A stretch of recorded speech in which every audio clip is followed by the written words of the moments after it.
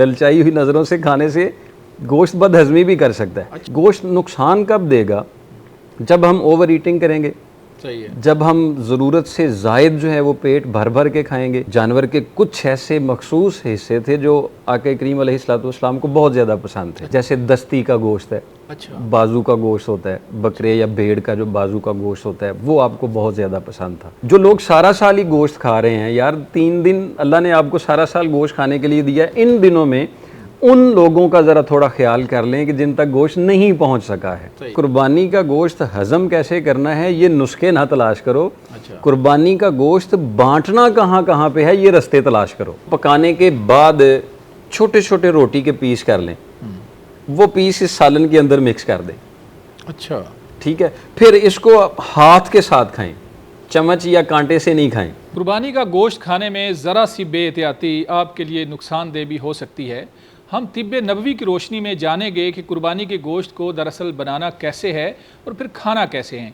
हमारे साथ मौजूद हैं हकीम मुजम्मल हुसैन आरिफ, उनसे गुफ्तगू करते हैं। अच्छा बताइएगा कि कुर्बानी का जो गोश्त है ये हुजूर नबी पाक सल्लल्लाहु अलैहि वसल्लम कैसे तैयार फरमाते और फिर खाते कैसे थे? रसूल अकरम सल्लल्लाहु अलैहि वसल्लम नूरे मुजस्सम, आप गोश्त को बड़े महदूद मिकदार में खाते थे।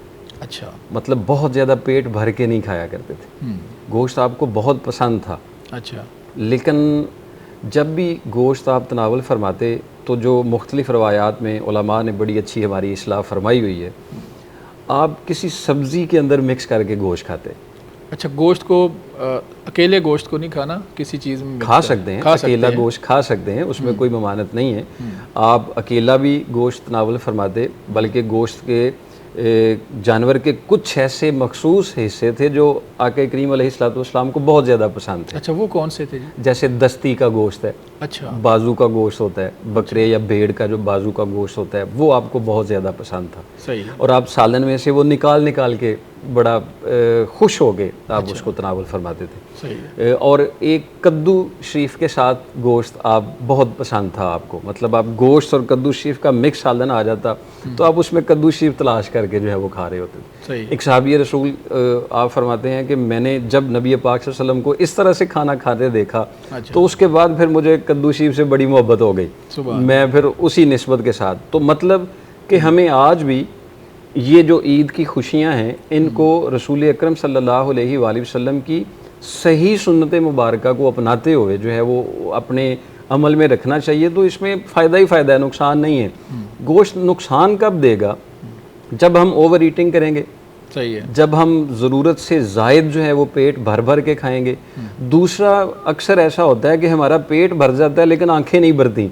बिल्कुल, खाना खा भी लिया, टेस्ट उसका अच्छा होता है, जायका अच्छा, तो लोग कहते हैं जी खाते फिर हम ललचाई हुई नज़रों से जब गोश्त को देखते हैं तो फिर वो बदहजमी कर देता है, वो फिर हाजमा। ये बड़ी एक बात है, ललचाई हुई नज़रों से खाने से गोश्त बदहजमी भी कर सकता है। अच्छा, कि आपका पेट भरा हुआ है, तलब नहीं है, लेकिन आप फिर भी पेट भर भर के खाना खा रहे हैं, तो उसकी वजह से गोश्त में ख़राबी नहीं है। हाँ, चंद एहतियात ऐसी हैं जो हमें ईद के दिनों में करनी चाहिए। जो सारा साल हमें गोश्त मिलता है वो एक बाकायदा जो प्रोफेशनल लोग होते हैं उनसे बना हुआ मिलता है, और उसमें कुर्बानी की अलाइशें होती हैं, गोश्त की जो अलाइशें होती हैं उनको जो है वो साफ़ सुथरा करके आप तक पहुंचाया जाता है। अगर वो स्लाटर हाउस में सफाई का एहतमाम मौजूद है तो ईद के दिनों में कारीगर लोग भी ज़िबा कर रहे होते हैं और नॉन कारीगर लोग भी ज़िबा कर रहे होते हैं। अच्छा, ये भी एक वजह है। ये भी एक वजह है। अक्सर लोग कहते हैं कि जब हम कुर्बानी का गोश्त खाते हैं तो उसमें एक अजीब सी स्मेल आती है। हाँ बिल्कुल, कुर्बानी के दिनों में जो कुर्बानी का गोश्त खाया जाता है तो उसकी वजह से फिर हम उस तरह से भरपूर नहीं खा जाते हैं। उसकी एक वजह सिर्फ उसकी सफाई सुथराई का ख्याल ना रखना होता है कि जब हम उसमें बनावट आती है, बनाने की तरफ आते हैं, बहुत सारे ऐसे पट्ठे हैं जो निकालने होते हैं। सही है। मतलब बहुत सारी ऐसी गदूद हैं जो निकालनी होती हैं, बहुत सारी ऐसी अलाइशें हैं जो गोश्त से साफ़ करनी होती हैं, जो ब्लड होता है उसको सही तरह से साफ़ करना होता है। जब हम इससे बेहतियाती कर लेते हैं तो फिर वो सारी चीज़ें गोश्त में शामिल हो जाती हैं।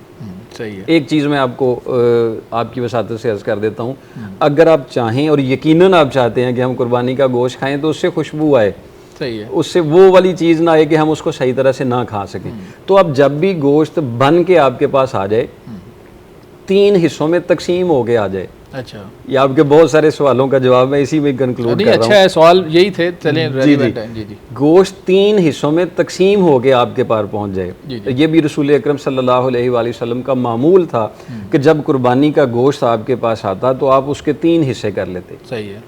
एक हिस्सा जो है वो अकरवा, अजीज़ो अकारब, दोस्त अहबाब जो हैं उनके लिए रखते। एक हिस्सा जो होता था वो अपने घर के लिए रखते, और एक मुकम्मल हिस्सा जो है वो गुरबा फ़ुकरा में तकसीम कर देते। सही है। कुर्बानी के गोश्त का मकसद तकसीम करना है। जो लोग सारा साल ही गोश्त खा रहे हैं, यार 3 दिन अल्लाह ने आपको सारा साल गोश्त खाने के लिए दिया है, इन दिनों में उन लोगों का ज़रा थोड़ा ख्याल कर लें कि जिन तक गोश्त नहीं पहुंच सका है। सही है। मैं 1-2 जगह पे अर्ज़ की कि कुर्बानी का गोश्त हज़म कैसे करना है, ये नुस्खे ना तलाश करो। अच्छा, कुर्बानी का गोश्त बांटना कहाँ कहाँ पे है, ये रास्ते तलाश करो। हाँ बिल्कुल, ये बड़ी बात आपने की है कि ये इसको तकसीम की तरफ लेकर आए ताकि वो असल जो नेकी है वो ज़ाया ना हो सके। कुर्बानी का मतलब कुर्बानी है, आप कुछ कुर्बान करें। कभी ऐसा भी हुआ है कि आपने अपना हिस्सा भी कुर्बान कर दिया हो? और ऐसे बहुत सारे लोग हैं। अच्छा, हमारे नाजरीन में से ऐसे मेरे जानने वाले बहुत सारे ऐसे लोग हैं, वो अपना हिस्सा भी नहीं रखते हैं। तो ऐसे दिल बड़े वाले लोग मौजूद हैं और ऐसा होना चाहिए।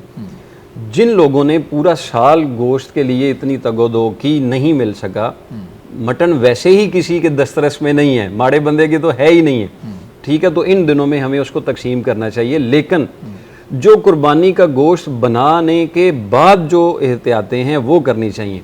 आपके गोश्त से उस तरह की हमक ना आए, उसका एक तरीकाकार ये है, गोश्त बन के 3 हिस्सों में तकसीम होके आपका अपना हिस्सा आपके पास आ जाए। फिर बात एक याद आ गई मेरी। अच्छा, अक्सर औकात हम क्या करते हैं, जब गोश्त बनाते हैं तो उसका गोश्त नहीं बनाते हैं। अच्छा, सीना अपने हिस्से में, दस्ती अपने हिस्से में, अच्छा, जो अच्छा, अच्छा गोश्त है वो सारा अपने हिस्से में, तो जो बाकी वाली चीज़ें हैं वो बांट देते हैं। तो ऐसा नहीं करना चाहिए। इनको एक ही मेयार में रख के आप उसका गोश्त बनाएं। जिसको पास जितना जाए वो उसकी किस्मत है, उसको जाना चाहिए। और आपके पास भी अक्सर लोग ऐसा कहते हैं, वो पल्ले सल्ले निकाल लेते हैं, कीमा अपने लिए बनाना शुरू कर देते हैं, जो है वो रख लेते हैं। कुर्बानी का मकसद ये नहीं है, सिलेक्शन नहीं है। कुर्बानी का मतलब है मिक्स कर दें, अमूमी तौर पर मिक्स करके उसको तकसीम किया जाए। तो जितना ज़्यादा तकसीम किया जाएगा वो गोश्त आपका बच जाएगा, जो आपने अपने लिए रख लिया वो खा के आपने ख़त्म कर लिया। अच्छा, खाने से मैं अर्ज़ करूं, प्रोग्राम का हमारे पास टाइम भी कम है, कि बदहज़मी से कैसे बचना है हकीम साहब, ये बताएं। ये सबसे बड़ा मसला जो कुर्बानी पे है ना, बदहज़मी। तो बदहज़मी से तिब्बे नबवी की रोशनी में बताएं किस तरह से बचना है। एक बड़ा ही खूबसूरत तरीकाकार है गोश्त को खाने का। मैं अमूमन कहता हूँ गोश्त खाने से मैदा कैसे ठीक रखा जा सकता है। हाँ बिल्कुल, ये बताएं। अमूमन यही होता है कि मैदा ख़राब होता है, लेकिन गोश्त खाने से आप अपने मैदे का इलाज भी कर सकते हैं। अच्छा, लेकिन वो कैसे? तिब्बे नबवी की रोशनी में रसूल अकरम सल्लल्लाहु अलैहि वसल्लम का आपका एक मामूल था, खानों में सबसे सरदार खाना गोश्त का खाना है। अच्छा, ये गोश्त हमें जन्नत में भी मुयस्सर आना है अल्हम्दुलिल्लाह ताला। अल्लाह करीम ने जन्नत में भी हमें गोश्त के खाने देने हैं। और गोश्त के खानों में जो सबसे सरदार खाना है वो शरीद खाना है। अच्छा, ये शरीद क्या चीज़ है? ये शरीद एक खूबसूरत तरीकाकार है गोश्त को खाने का। वो ऐसा है कि आप गोश्त को पका के तैयार करके सब्ज़ी में मिक्स करके बनाएं, या वैसे शुरू से मैं बता देता हूँ। आपके पास ताज़ा गोश्त आया, उसको पहले 10 मिनट तक थोड़ा खुली हवा में रख दें। अच्छा, उसकी नमी को जो है वो थोड़ा जज़ब होने दें, ठीक है। 10 मिनट के बाद आप उस गोश्त को उसी गोश्त के घी में पकाएं, जो उसकी अपनी चर्बी है, अलहदा से घी इस्तेमाल नहीं करें। उसी घी में आप पकाएं थोड़ा सा, और जैसे स्टीम करके पकाया जाता है। जी जी। इसको गलाना नहीं है, अच्छा, इसको पकाना है। गोश्त गल जाएगा तो वो उसके रेशे भी सारे मलाई बन जाएंगे, वो गोश्त आपको फ़ायदा नहीं देगा। अच्छा, गोश्त पका होगा तो उसके रेशे कायम होंगे लेकिन नरम होगा। अच्छा, ये फ़र्क है। गोश्त पका हुआ है, रेशे उसके कायम हैं लेकिन नरम है। गला हुआ है, रेशे भी ख़त्म हो गए हैं। फिर जला हुआ गोश्त जो होता है, जो लग जाता है नीचे, वो भी गोश्त तिब की रोशनी में फ़ायदेमंद नहीं होता है। सही है। 10 मिनट तक उसको रख दें, उसके बाद उसको तैयारी करें। और एक चीज़, ज़ीरा सफ़ेद ले लें, अजवैन देसी ले लें, ज़ीरा सफ़ेद, अजवैन देसी और छोटी इलायची। अच्छा, ये 3 चीज़ें जो है ना वो सफूफ बना के मिक्स करके ये उस 10 मिनट में जो आपने गोश्त रखा हुआ है ना उसके ऊपर दूड़ दें। अच्छा, ठीक है, ये एक सफूफ उसके ऊपर दूड़ के रख दें और उसके बाद इसको पकाने की तरफ लेके चले दें। फिर जब आप इसको पकाएंगे तो पकाने के बाद छोटे छोटे रोटी के पीस कर लें, वो पीस इस सालन के अंदर मिक्स कर दें। अच्छा, ठीक है, फिर इसको हाथ के साथ खाएं, चम्मच या कांटे से नहीं खाएं। सुन्नत तरीका ये है कि हाथ के साथ इसको खाएं, छोटे पीस लेके खाएं और उसका इतना मज़ा आएगा, इतनी लज्जत आएगी और उसका इतना फ़ायदा आएगा कि वो आपके पेट पर ग्रानी भी नहीं करेगा, बदहजमी भी नहीं करेगा। और इस तरह से गोश्त अगर आप ईद के बाद भी 10-15 दिन में 1-2 बार खा लेते हैं तो वो आपका मैदा ठीक कर देगा इंशाल्लाह। अच्छा, मैं सिर्फ आखिरी पैगाम आपसे लेना चाहूँगा कि ईद के ऊपर कोई आखिरी पैगाम आप देना चाहें सुनने वालों को। पैगाम मेरा ये है कि कुर्बानी का मतलब है कुर्बानी करना। ज़िद छोड़ दें इस ईद पे, ज़िद को कुर्बान कर दें, अना को कुर्बान कर दें और जो आपसे नाराज़ हैं या जिन से आप नाराज़ हैं, नाराज़गी की वजह ज़िद ही होती है, एक बंदा अटक जाता है, दूसरा फिर उसको नहीं पा पाता। तो इन दिनों में ज़िद छोड़ दें और ज़िद ख़त्म करके एक दूसरे को गले में लाएं ताकि अंदरूनी तौर पर भी ईद हो जाए, बैरूनी भी हो जाए और चेहरों पर खुशी के जो हैं वो आसार आना शुरू हो जाए। बहुत शुक्रिया हकीम साहब। नाज़रीन, आपने सुना हकीम मुज़म्मिल हुसैन आरिफ साहब ने किस तरह से बताया कि तिब्ब नबवी की रोशनी में ईद के ऊपर आपने क्या करना है, क्या ज़िम्मेदारियां हैं और गोश्त को ख़ास तौर पर आपने खाना किस तरह है और मैदे को आपने ज़्यादा बर्डनाइज़ नहीं करना, किस तरह तिब्ब नबवी की रोशनी में जो भी हमें हिदायत मिलती है वो बताई। अपने मेज़बान मनाज़िर अली को इजाज़त दें, दोबारा मिलेंगे। अल्लाह हाफ़िज़।